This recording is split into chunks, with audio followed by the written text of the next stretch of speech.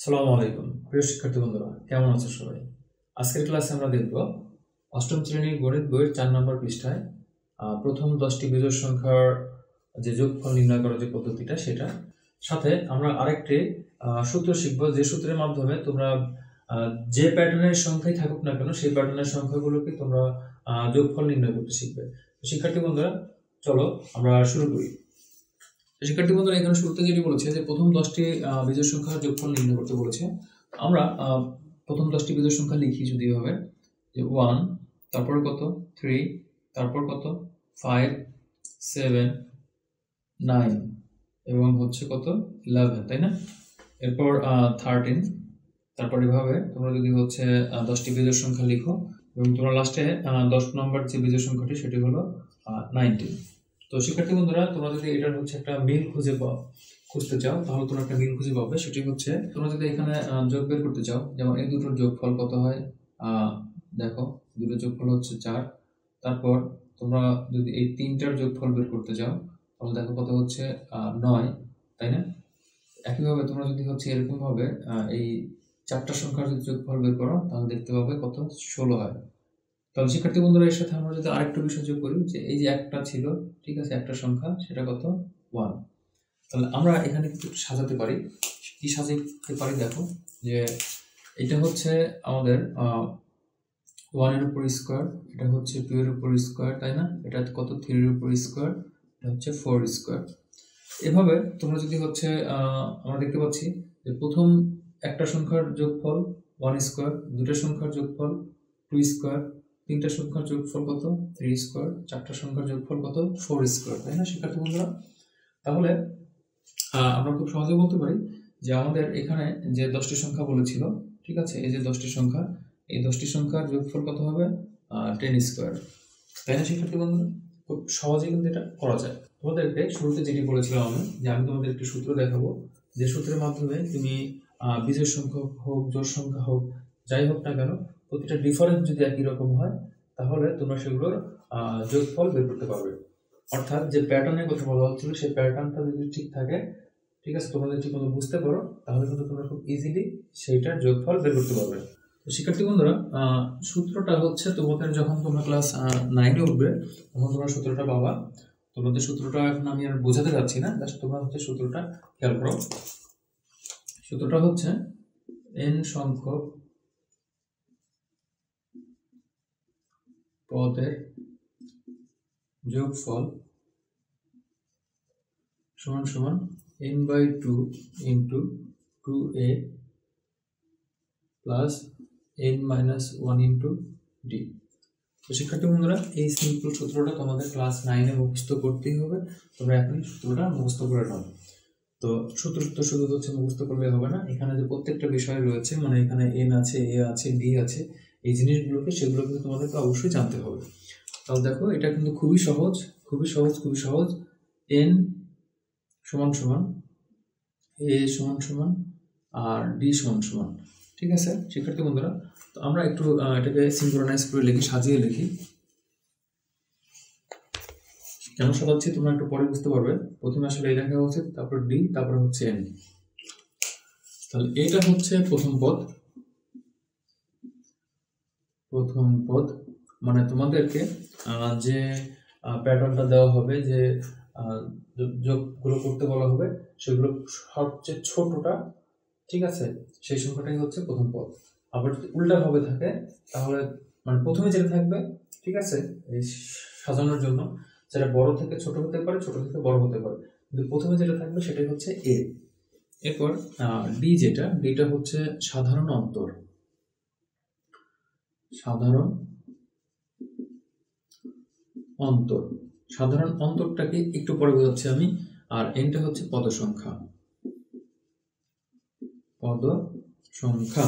শিক্ষার্থী বন্ধুরা, আমরা একটু আগে যে রাশিটা লিখেছিলাম, বিজোড় সংখ্যা রাশিটা, ঠিক আছে, আমরা যদি ওটা লিখি 1 প্লাস 3 প্লাস 5 প্লাস, এভাবে আমাদের সর্বশেষ সংখ্যাটা কি ছিল 19, তাই না?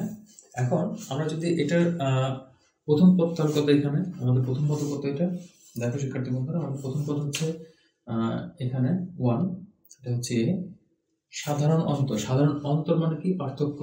অর্থাৎ এই যে দুটার পদ আছে, এই দুটার পার্থক্য কত? আমাদের দেখো ডি, পার্থক্য হচ্ছে দুটো বিয়োগ করো, তাহলে 3 - 1 অথবা 5 - 3, মানে পরপদ বিয়োগ আগেরটা।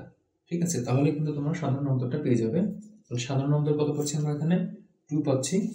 আর n হচ্ছে পদ সংখ্যা, তাহলে n হচ্ছে কয়টা পদ আছে আমার?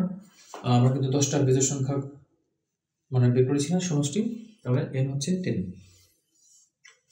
তাহলে শিক্ষার্থী বন্ধুরা, তোমরা যদি এই জায়গাটাতে এখানে যে সূত্রটা আমি লিখেছিলাম, এই সূত্রে তোমরা যদি হচ্ছে এই মানটা বসিয়ে দাও, আমি সূত্রটা তোমাদের বোঝানোর সুবিধার্থে আরেকবার লিখছি। n/2 × 2a plus n - 1 × d। তাহলে এখানে আমাদের n এর মান কত? 10 / 2, 2a এর মান কত আমাদের? 1, সরি এখানে ব্র্যাকেটটা দিতে ভুলে গিয়েছিলাম আমি। n হচ্ছে কত আমাদের? 10 - 1 × d এর মান কত পেলাম আমরা? 2 পেলাম, তাই না শিক্ষার্থী বন্ধুরা? এখন আমরা কি করব? আমরা হচ্ছে এটা ক্যালকুলেশন করব। ক্যালকুলেশন যদি আমরা এখানে করতে যাই, এটা দেখো শিক্ষার্থী বন্ধুরা, এখানে এটা কাটাকাটি করা যায়, তাই না? কাটাকাটি করলে কত হচ্ছে আমার? এটা 5 হচ্ছে। তাহলে 5 × 2 আর 1 গুণ করলে কত হয়? 2 হয়, প্লাস 10 - 1, দ্যাট মিনস 9 × 2। তাহলে শিক্ষার্থী বন্ধুরা, আমরা এখানে কত পাচ্ছি দেখো? 9 × 2 = 18, 18 আর 2 কত হয়? 20। তাহলে 5 × 20 = 100, তাই না? তাহলে আমরা আগেরটা কত পেয়েছিলাম অ্যান্সার? মনে আছে তোমাদের? 10² 10² মানে কত? 100। দেখেছো, মিলে গিয়েছে। এখন শিক্ষার্থী বন্ধুরা, এটা কেন শিখবা? কারণ হচ্ছে তোমাদের পাঠ্য বইয়ের 5 নম্বর পৃষ্ঠায় তোমাদের একটা যোগ দেওয়া আছে। তোমরা কিন্তু সেই যোগটি এখন খুব সহজেই নিজেরাই করতে পারবে। শিক্ষার্থী বন্ধুরা, তোমাদের বইয়ের 5 নম্বর পৃষ্ঠায় একটা কাজ দেওয়া আছে যে এই ধারাটার হচ্ছে তোমাদের যোগফল বের করতে বলা হয়েছে। এটাকে বলা হয় ধারা। কারণ দেখো তোমাদের এখানে এগুলো কিন্তু যোগ চিহ্ন দেওয়া থাকে, যোগ চিহ্ন দেওয়া থাকলে সেগুলোকে ধারা বলা হয়। তোমরা ক্লাস 9-এ গেলে তোমরা হচ্ছে সমান্তর ধারা, গুণোত্তর ধারা নামে 2টা ধারা পাবে। এটা হচ্ছে একটি সমান্তর ধারা। কিভাবে তোমরা সমান্তর ধারা বুঝবো? দেখো এটার ডিফারেন্স দেখো 3 আছে, এটার ডিফারেন্স 3, প্রতি ক্ষেত্রে ডিফারেন্স 3। তো প্রতি ক্ষেত্রে যদি হচ্ছে পার্থক্য একই রকম থাকে সেটাকে বলা হয় সমান্তর ধারা। তার মানে এটি হচ্ছে একটি সমান্তর ধারা। তো তোমাদের এত কিছু লাগবে না, কারণ তোমাদের গুণোত্তর ধারা নিয়ে কোনো প্রবলেম এখানে থাকবে না। তোমরা এখানে কি লিখবে? সরাসরি লিখে ফেলবে যে ধারাটির প্রথম পদ a সমান কত? 1। এরপর সাধারণ অন্তর d সমান কত? 7 - 4, অথবা তোমরা হচ্ছে 4 - 7 লিখতে পারো, যে কোনো একটা লিখলেই হবে। 4 - 1, সরি, ঠিক আছে, পরবর্তী পদ বিয়োগ আগের পদটা। তো শিক্ষার্থী বন্ধুরা, এখানে তোমরা যদি বিয়োগ করো তাহলে কত পাচ্ছ? 3 পাচ্ছ, তাই না?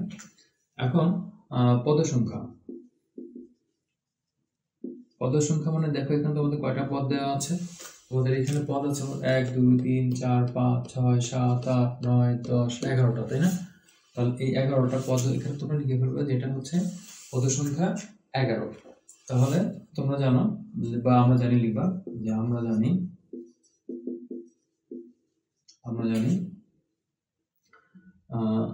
n পদের যোগফল সমান তোমরা সূত্রটা লিখে ফেলবা, n/2 × 2a plus n - 1 × d। তো শিক্ষার্থী বন্ধুরা, এখানে তোমরা যদি হচ্ছে মানটা বসিয়ে দাও, n এর মান হচ্ছে কত? 11/2, 2 × এর মান হচ্ছে 1, n এর মান কত? 11 - 1, আর d এর মান কত? 3, তাই না শিক্ষার্থী বন্ধুরা? দেখো খুব সহজ। তাহলে 11/2, 2 আর 1 গুণ করলে কত হয়? 2 হয়। 10 থেকে 1 বাদ দিলে, সরি 11 থেকে 1 বাদ দিলে কত হয়? 10 হয়, গুণন হচ্ছে 3। শিক্ষার্থী বন্ধুরা, দেখো আমরা কিন্তু এটা ক্যালকুলেশন করে ফেললাম। 3 × 10 = 30 আর 2 কত হয়? 32, তাই না? তাহলে 2 আর 32 তোমরা যদি গুণ করে দাও, ভাগ করে দাও, তাহলে 16 হয়। তাহলে 11 × 16 176।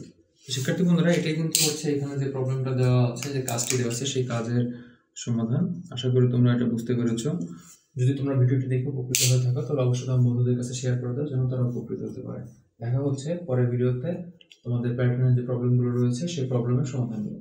ধন্যবাদ সবাইকে। আসসালামু আলাইকুম।